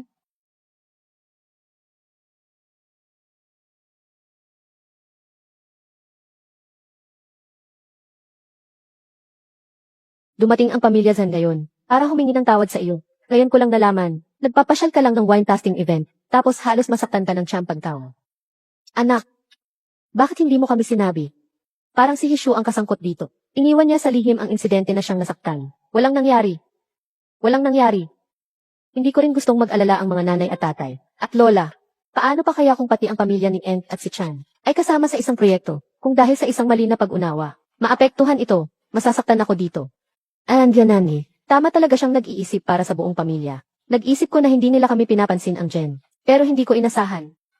Ang daming ginagawa nila, at kaya naman ng pamilyang Nam. Kami rin. Sa huling katungkulan sa Beijing, sa sikat ng lipunan, nakatayo na ako ng matatag. Siyempre, iyon. Lolo, nakapag-aral ako sa Kyoto University ng 2 buwan. At may kaunti akong nalalaman sa negosyo. Gusto kong pumasok sa kumpanya. Pagsasanay-sanay. Magandang sabi, ikaw ay isang malikhain na bata, kaya pinapayagan kitang makasali sa departamento ng pulisya. Lolo, nais kong sumali sa proyekto ng precision manufacturing. Nagsumite ako sa precision manufacturing. Maari rin akong matuto ng mas marami. Ganyan din para magbigay sa baloy. Pwede ring magdagdag ng mga resource. Ang sinabi mo, may katwiran rin. Sige, ganyan na lang. Simulan natin yan. Sa susunod na linggo, magiging bahagi ka na. Pagsasanay sa rotasyon. Ayos.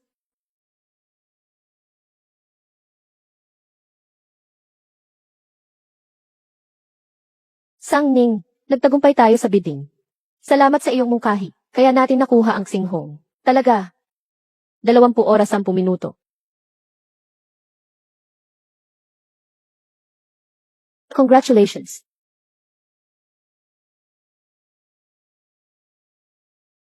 Mag-o-overtime pa ba si Jesus sa Sabado?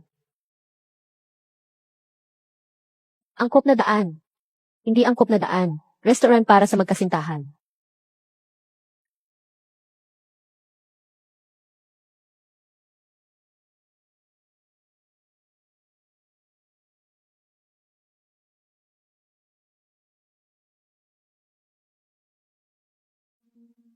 Pasensya na.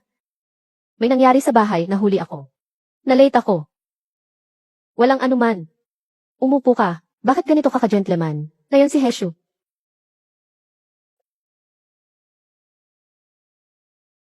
Ano ito? Oh. Narinig ko na ang pamilya ng Nan ay matagal nang gustong makipag-ugnayan sa iyan, Singhong Kooperasyon. Taon-taon akong nagbid, taon-taon akong natalo. Ngayon, tinulungan mo silang manalo sa bidding. Walang ibinigay na gantimpala sa iyo ang pamilya. Inutusan ako ng lolo ko na mag-intern sa kumpanya ng 1 buwan. tapos ako ang mamahala ng proyekto. Ano bang klaseng gantimpala to? Siyempre, ito ay maituturing na gantimpala. Isang malaking kontrata. Makakakuha ako ng pagkakataong mamuno sa koponan. Magsasagawa ng proyekto ng mag-isa. Sa susunod na hakbang, kukunin ko ang pamamahala ng precision manufacturing.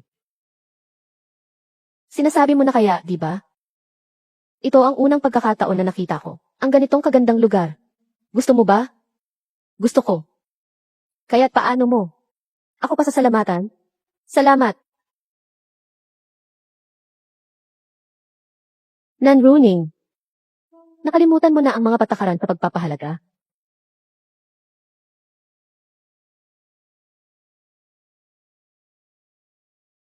Ang amoy ni Hishu.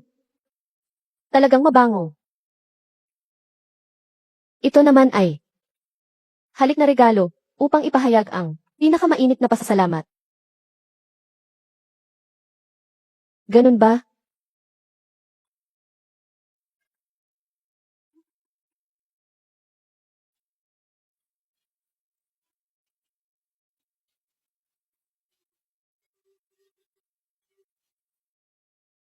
Ito rin ang pagsusuyo. Hindi. Ito ang nagpapahayag na gusto kita. Ah. Anong kahulugan ng siya? Test. Siguro. Ibig mong sabihin din na gusto mo rin ako. Bukas umuwi. Sama-sama tayong bumisita kay Lola. Ayokong malaman ni Lola ang tungkol dito. Bakit? Kung malalaman ng pamilya ko, tiyak na maghahanap sila ng paraan para kumita mula sa iyo. Hindi ko gustong magkaroon ng relasyon na may maraming interes. Gusto ko lang ng malinis at madaling paraan.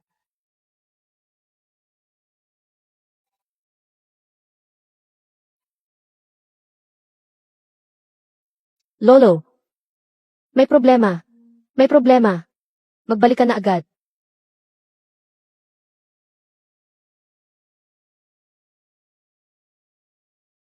Sangning.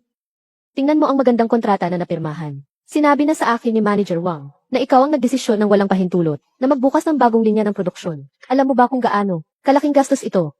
Hindi natin kayang. Walang kita sa negosyo. Tama, ako ang nagmungkahi nito. Sobrang kalokohan ito. Tatay, tingnan mo. Kailan pa naging ikaw ang may kapangyarihan dito? Sa pakikipagtulungan, may isa bago ang dalawa. Seryoso ang pamilya namin sa paggawa ng isang hiwalay na linya ng produksyon. Sa tulong ni Xing Hong, sa susunod na taon, maaari tayong makakuha ng mas marami pang malalaking order. Ikaw ay nagdesisyon ng walang pahintulot, sobrang tapang. Tatay, siya, sinasagot pa niya. Naniniwala ako sa lolo. Hindi siya tao na makitid ang isip. Naiintindihan ang tama at mali. Sinasabi ni Sang Shu, may katotohanan din. Basta makipag-ugnayan kay Xing Hong, maraming pagkakataon sa pakikipagtulungan sa hinaharap. Ngunit, hindi ka nagpaalam at nagdesisyon ka ng mag-isa. Dapat mo ring airport ito. Noong panahong iyon, nagmamadali. Natatakot akong kapag naipasa. Hindi papayagan ng ama. Ikaw, may dahilan ka pa ba? Ang pinakamainam na iiwasan sa negosyo ay ang sobrang pagsunod sa mga alituntunin at walang ibang iniisip kundi ang mga nakagawian. Natatakot ako na ang grupong nan ay mahihirapang lumago. Ang mga alituntunin ay patay. Ang tao ay buhay. Hindi mo alam kung paano mag-adjust. Hindi pa rin natatapos ang pagkuha ng malaking negosyo kay Xing Hong. Ang malaking negosyo ni Xing Hong. Ako, isang negosyante, dapat malayo ang atensyon sa hinaharap. Lolo, uwi na ako sa kwarto. Nan, ikaw naman. Hindi pa man ay mas mabuti pa ang sariling anak. Hindi pwede. Kailangan kong paalisin si Nansang Ning mula sa grupo. Huminto ka. Nansang Ning, masyado kang naglakas loob na ipagkanulo ang sikreto ng kumpanya. Anong ibig sabihin ng tatay sa sinasabi niyang ito? Anong ibig sabihin? Ikaw ang nagbigay sa amin ng mga lihim na teknolohiya ng aming kumpanya sa ICC sa ilalim ng iyong sariling pamamaraan upang silain ka para sa negosyo na ito. Nagkakatanto ka talaga. Hindi ko maintindihan kung bakit sinasabi mo ito, tatay. Nagpapanggap ka pa rin. Nakuha na ni Gray ang ating lihim na teknolohiya na handang ibenta sa mataas na presyo. Tay, buti na lang at natagpuan ko agad. Ginastos ko ang malaking halaga para hadlangan ito. Sang Ning, napaka-disappointing mo. Hindi ako ang nag-leak ng impormasyon. Ikaw, Lolo, bigyan niyo ako ng 2 araw. Bibigyan ko kayo ng paliwanag. Kung hindi mo maibigay, hayaan ko na ang pamilya ang magpasya. Ayos. Hahaha. Anong kailangan na makita ngayon? Nagdududa ang aking ama. Nagpadala siya ng tao para imbestigahan ito. Mukhang Naabot pa ang pamilya he. Sabi ko na, bakit ang bilis mong hanapin ako? Talagang hindi ko kayang makipag-away sa pamilya he. Ginoong J. Magbigay ka ng presyo.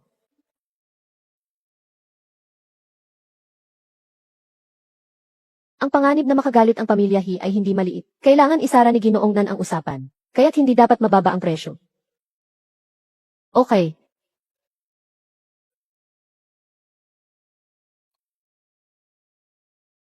Pambayad sa tahimik. Iyan ay pagsasamantala sa sitwasyon. Ikaw, tatay, ang ganda ng pagkakataon. Bakit ka nandito? Ginoong J, magbigay ka ng presyo. Ang panganib na makasakit sa pamilya He ay hindi biro. Kailangan ng puno ng timog na isara ang bibig. Siyempre, hindi pwedeng mababa ang presyo. Marami akong backup ng recording na ito. Tatay, sabi mo, ibibigay ko ba ang recording na ito? Kay Lolo, paano dapat gumawa ng desisyon ang Lolo? Nansang Ning, anong balak mo? Gusto kong makuha ang pamamahala ng Jinggong at 10% ng bahagi ng kumpanya. Mas mabuti pang manghold up ka. May 20% lamang ako sa Nanship. Sabi mo, kung malaman ng Lolo na si Dad ay nakipagsabuatan kay Gray at nag-leak ng mga sikreto ng kumpanya, baka itaboy ni Lolo si Dad. Palabas ng bahay. Saka, marami namang mga anak si Lolo. May mga tiyo at ya. Kaya kahit mawala si Dad na isang di makabuti, marami pa ring mga anak si Lolo na pwedeng pagkatiwalaan ng malaking responsibilidad. Kung ako'y itataboy sa pamilya ng mga Nan, anong mabuti ang maidudulot nito sa iyo? Kaya't mas mabuting lahat tayo'y itaboy na. Ikaw, saka, kahit paano, makakapagtipon pa rin tayo bilang pamilya. Bibigyan kita ng 5 segundo para mag-isip. 5, 4, 3, 2.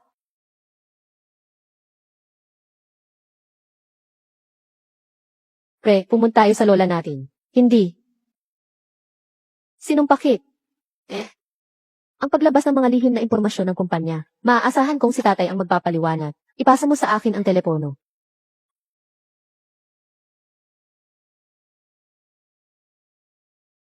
Tatay, hindi ko akala na kay Wang Zong, ito ang kanyang gawin.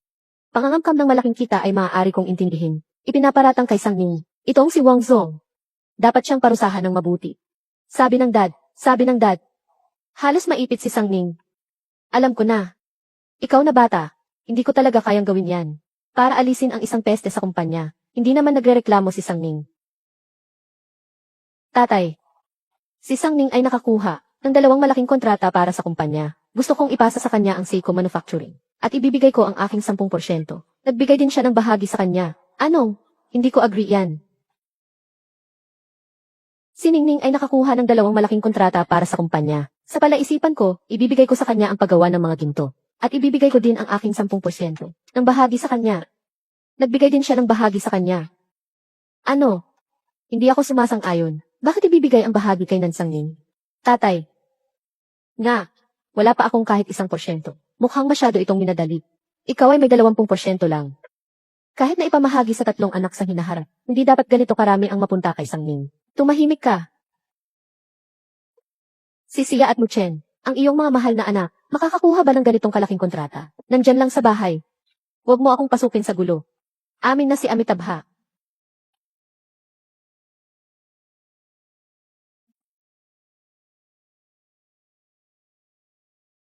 Tagay.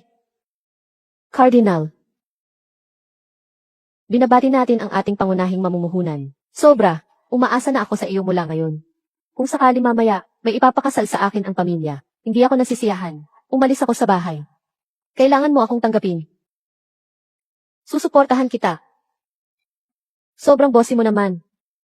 Saa, ano ang bossy? Saa, tulad ng kay Hesyu. Ngunit, mas mayabang ka na ngayon kaysa sa kanya. Yikse, ano man ang mangyari. Para sa ating magandang kinabukasan, magsalo-salo tayong muli. Para sa ating magandang kinabukasan, magsalo-salo. Bago, bago, bago, bago, gawa, bago. Tara na. Pakiusap, dalhin mo kami pa uwi. Hindi na, salamat. May iba pa akong gagawin. Sige, umalis ka na. Sige, aalis na ako. Alaynan, paalam. Paalam, saa.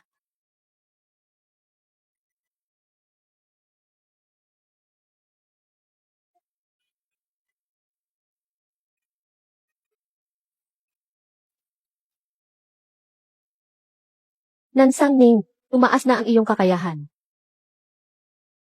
Tumayo ka ng tuwid. Sino ang nagdala sa'yo sa ganitong lugar? Puro magugulong tao dito. Alaynan.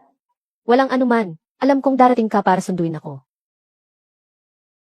CJ, pagkatapos ko siyang ibigay, huwag kang uminom ng masyadong alak. Ngayon ay masaya ako. Bakit ka masaya? Nakuha ko na ang pamahalaan ng Shagon Manufacturing at pati ng shares sa kumpanya. Ang galing. Alaynan.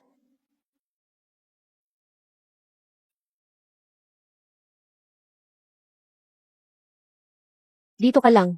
Bibili ako ng gamot para sa hangover. Ang uhaw ko.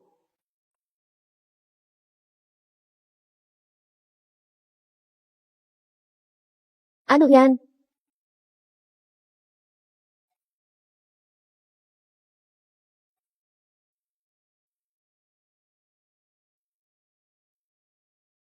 Ano to? Alin? Ito ay singsing sa kasal. Hindi mo dapat bilhin ito mag-isa. Dapat itong bilhin ng iyong magiging asawa. Kapag siya ay humihingi sa iyo ng kamay.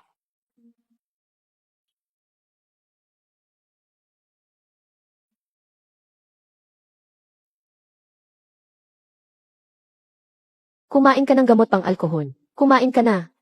Oh, ang bisa ng gamot ay magsisimula sa loob ng kalahating oras. Sasamahan kita sa labas. Babalik kita. Ayaw kong. Umuwi ngayon. Ano? Sabi ko ayaw kong umuwi ngayon. Uy, dahan-dahan.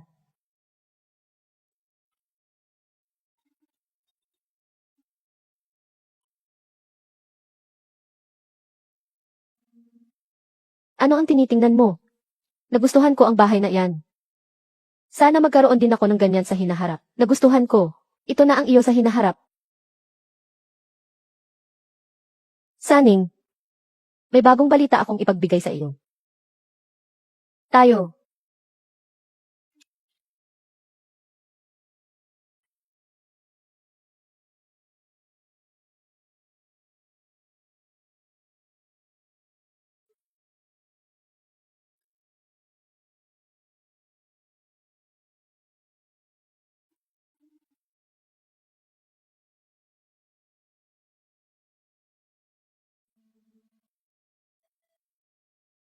Maghintay muna.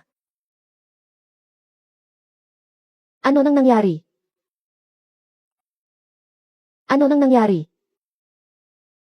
Sining?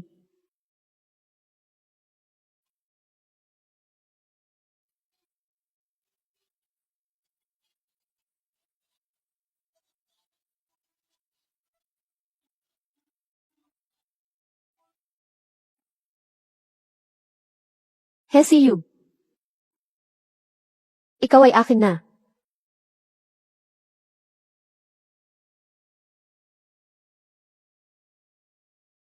Ning Ning. Yang Yang. Ano? Ang tawag sa akin. Yang Yang. Ikaw ang aking. Yang Yang.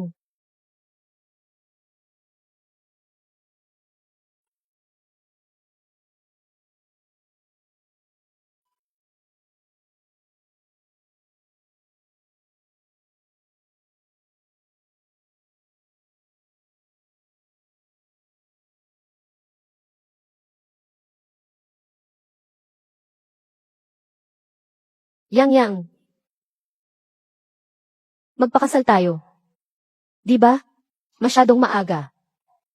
Alam ko nang mabuti kung ano ang gusto ko. Walang dapat ipag-alala. Hindi tututol ang pamilya nan. Sa ating kasal. Hindi sila magiging hadlang sa atin. Yan yan. Bagamat kami lang nagkakilala ng 3 buwan. Ngunit sa loob ng 28 taon na akong nabubuhay. Nannaning, syempre alam ko. Mahal kita.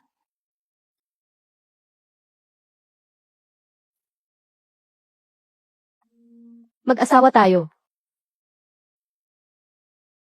Tao, tao.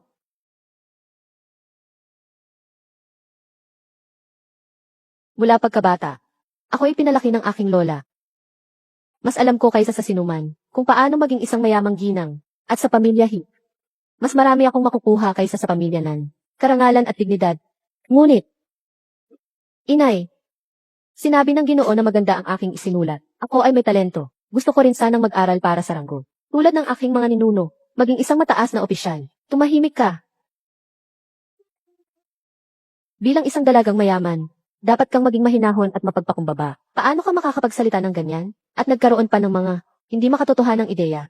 Kailangan mong ulitin ang mga aral ng kababaihan ng 100 beses. Sangning, tatay at nanay. Bakit kayo sobrang masaya? Ang emperador ay magbibigay ng kasal sa iyo at sa anak ng Duke ng Ningguo. Ang tahanan ng Duke ng Ningguo ay mayamang tanyag. Kapag nakasal si Sangning doon, tiyak na makakatulong ito sa ating sina pamilya. Na umangat pa. Ha. Hindi ito magiging posible kung hindi dahil sa ating anak na babae na may magandang pangalan bilang pinakamagandang dalaga sa Yanjing. Tara na't maghanda, Ginoo. Nag-aral ako ng musika, chess, literatura at sining. Alam ang kaalaman at may galang. Ito ay para lamang sa isang magandang kasal. Ginoo, ano nang nangyari sa iyo? Ano naman kung ikaw ang pinakamagaling na dalaga sa Yanjing? Hindi ka pa rin makakaiwas sa pagiging isang dalaga na ikakasal. Nagugulat sa malaking bahay buong buhay. Ngunit ako ay hindi. Hindi ko na gusto maging depende sa damdamin ng iba. Ang tawag ay mahiwagang mabuti. Gusto kong umabot sa mataas. Hawakan ang malaking kapangyarihan. Isusulat ko ang ambisyon sa aking mukha. Walang takot.